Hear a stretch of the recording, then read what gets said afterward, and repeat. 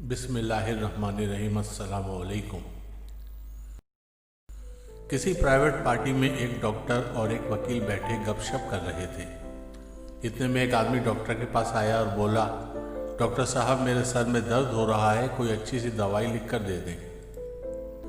Doctor को private party में मुफ्त की दवाई लिखवाना बहुत नागवार गुजरा, लेकिन बादल ख्वास्ता इसने मरीज को दवाई लिखकर दे दी। मरीज दवाई लेकर शुक्रिया कहता हुआ चलता बना।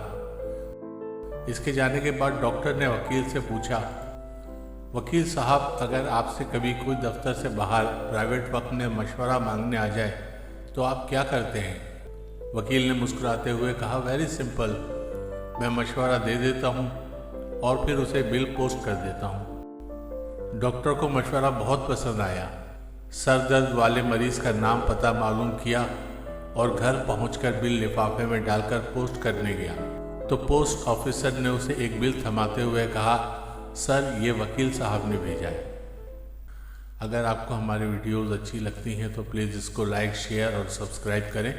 शुक्रिया।